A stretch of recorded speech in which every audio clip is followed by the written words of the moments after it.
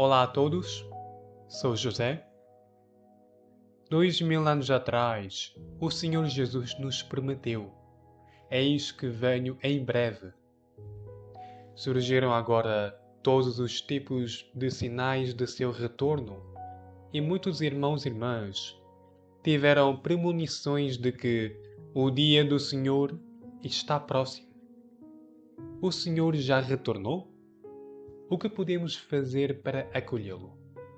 Vamos discutir hoje os 6 sinais da volta de Jesus que apareceram nos últimos dias através da exploração das profecias descritas na Bíblia.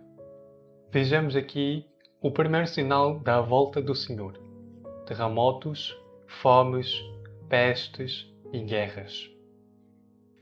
Em Mateus 24, 6 a 8 diz: Ouvireis falar de guerras e de rumores de guerra. Atenção, que isso não vos perturbe, porque é preciso que isso aconteça, mas ainda não será o fim. Levantar-se-á nação contra nação, reino contra reino, e haverá fome, peste e grandes desgraças em diversos lugares. Tudo isto será apenas o início das dores. Várias guerras eclodiram nos últimos anos.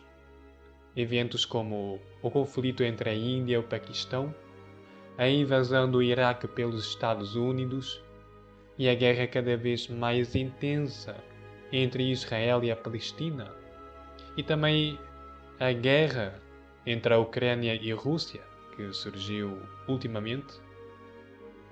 Também os pestes, incêndios, inundações e terremotos também são vistos por toda a parte.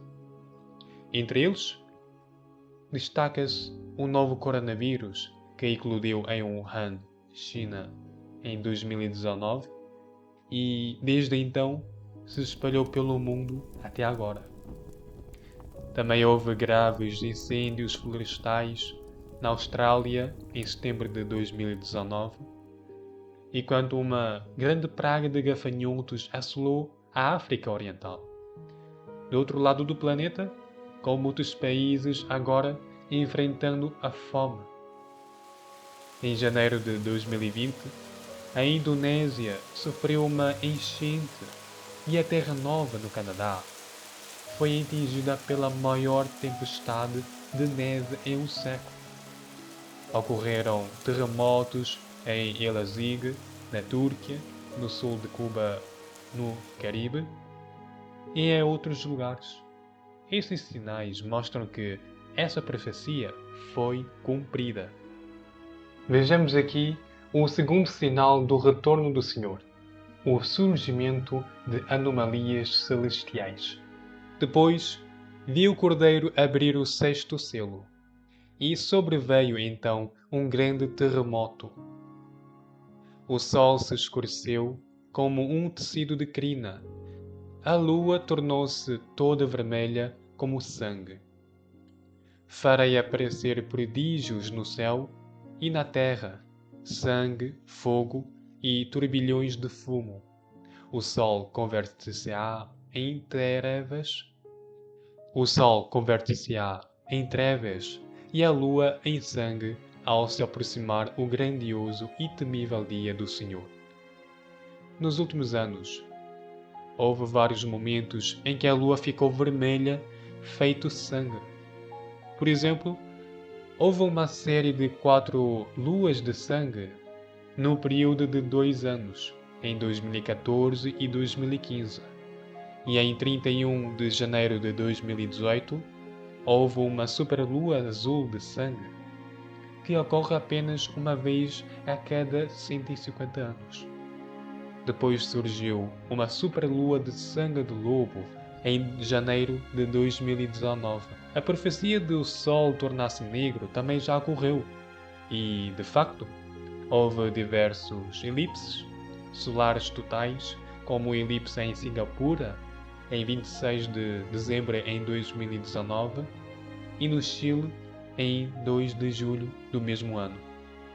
O cumprimento dessa profecia é evidente nesses fenómenos. Vejamos aqui o terceiro sinal da volta do Senhor: a desolação das igrejas e o amor dos fiéis esfriou. Em Mateus 24:12 diz: E, ante o progresso crescente da iniquidade, a caridade de muitos esfriará. A desolação está se espalhando por todo o mundo religioso. A pregação dos líderes religiosos se banalizou e caiu no lugar comum, incapaz de prover aos fiéis. Em sua disputa por status, alguns estão formando camarilhas e criando fações nas igrejas. E até alguns mesmo abriram negócios, montando fábricas para conduzir os fiéis na senda secular. Enquanto isso, entre os cristãos, há uma falta de confiança generalizada e uma relutância em se separar do mundo e vivem em suas complicações exaustivas.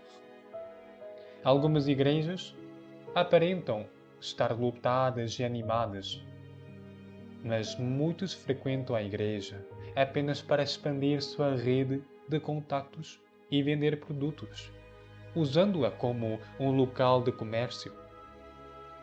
Qual é a diferença entre uma igreja atual e um templo no final da Era da Lei? Nessas coisas é evidente o cumprimento total dessa profecia do retorno do Senhor. Vejamos aqui o quarto sinal da volta do Senhor: o surgimento de falsos cristos. Respondeu-lhes Jesus: Cuidai que ninguém vos seduza. Muitos virão em meu nome, dizendo: Sou eu o Cristo, e seduzirão a muitos. Essa profecia do Senhor indica que, quando Ele retornar, surgirão falsos cristos enganando as pessoas. Nos últimos anos, falsos cristos têm surgido e enganado as pessoas em países como China, Coreia do Sul e Japão.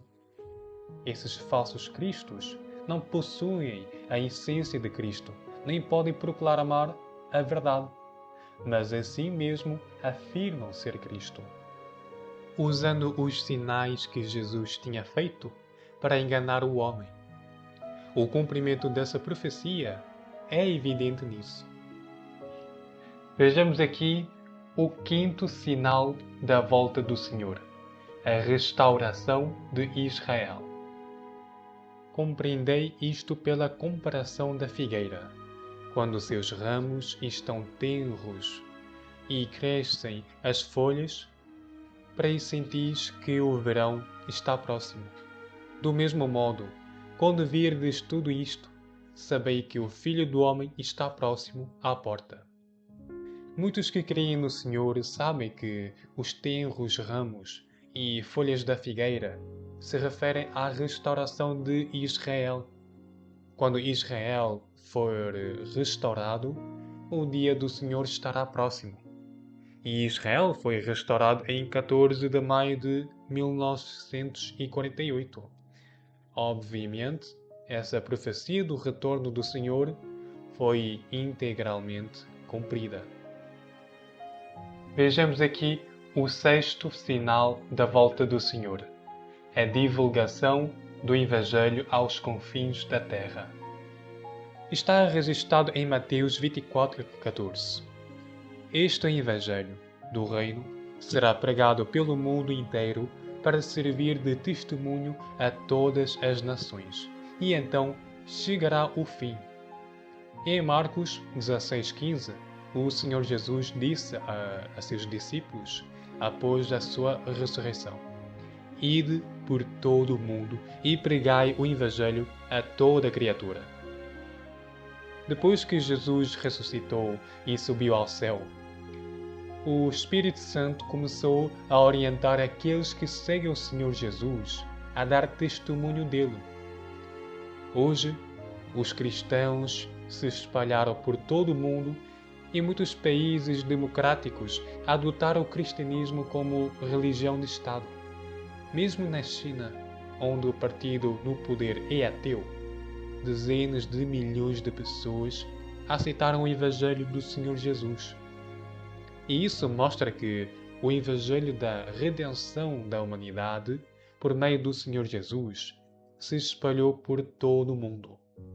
É evidente, então, que a profecia do retorno do Senhor foi cumprida. No entanto, como devemos acolher o retorno do Senhor? A partir dos factos listados acima, podemos ver que 6 sinais do retorno do Senhor já surgiram. Agora, é um momento crítico no acolhimento do seu retorno. O que devemos fazer antes de podermos acolher o retorno do Senhor? O Senhor Jesus nos deu a resposta a essa pergunta há muito tempo. Em João 16, 12 a 13, o Senhor Jesus disse: Muitas coisas ainda tenho a dizer-vos, mas não as podeis suportar agora.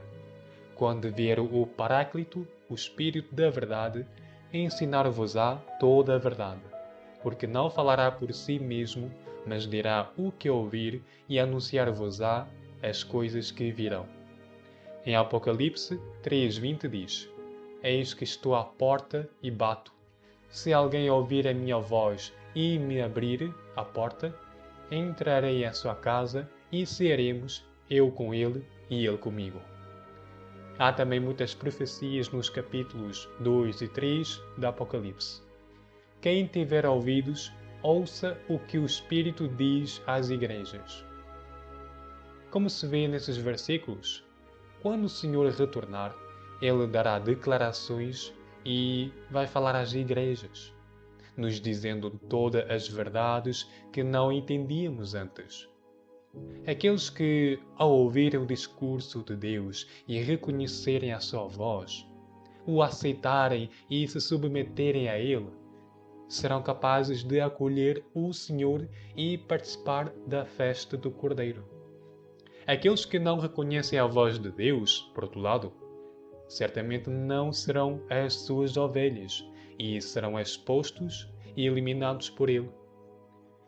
É evidente nisso que, quando aguardamos a vinda do Senhor, é fundamental que encontremos as palavras do Espírito Santo nas igrejas e aprendamos a ouvir a voz de Deus, como Deus Todo-Poderoso diz. Uma vez que estamos buscando as pegadas de Deus, cabe a nós buscar a vontade de Deus, as palavras de Deus, suas declarações, pois onde quer que haja novas palavras ditas por Deus, a voz de Deus está ali. E onde quer que haja passos de Deus, os feitos de Deus estão ali. Onde quer que haja expressão de Deus, ali Deus aparece. E onde quer que Deus apareça, ali existem o caminho, a verdade e a vida. Ao ouvir isso, algumas pessoas podem perguntar: então, onde devemos ir para encontrar a voz de Deus? Em Mateus 25:6, o Senhor Jesus disse: No meio da noite, porém, ouviu-se um clamor: Eis o esposo, ide-lhe ao encontro. Visto que o Senhor chama as suas ovelhas com suas declarações e discursos, certamente haverá pessoas que ouvirão a voz do Senhor primeiro e seguirão os passos do Cordeiro, para depois anunciar por toda a parte: Eis o esposo, espalhando a notícia do retorno do Senhor e as palavras de sua segunda vinda, para que todos tenham a oportunidade de ouvir a voz de Deus. Diz-se, portanto, que para ser capaz de acompanhar os passos do Cordeiro, é preciso ter um coração que deseja buscar a Ele e saber reconhecer a voz de Deus. Assim, como quando o Senhor Jesus se manifestou pela primeira vez e começou a realizar a obra, e Pedro, Maria e outros reconheceram o Senhor Jesus como o Messias por meio de sua obra e palavras, e o seguiram e começaram a dar testemunho de seu Evangelho. Os que ouvem a obra e as palavras do Senhor Jesus e são capazes de reconhecer a voz de Deus são as virgens sábias, enquanto os sacerdotes, escribas e fariseus, que não amavam a verdade, ouviram a autoridade e o poder das palavras do Senhor Jesus, mas não os investigaram. Em vez disso, aderiram obstinadamente às suas noções e imaginações, acreditando que aquele que não é chamado de Messias não é Deus, e aguardando o Messias se manifestar a eles. Eles até condenaram a obra do Senhor Jesus e blasfemaram contra ele, e no final perderam a salvação de Deus.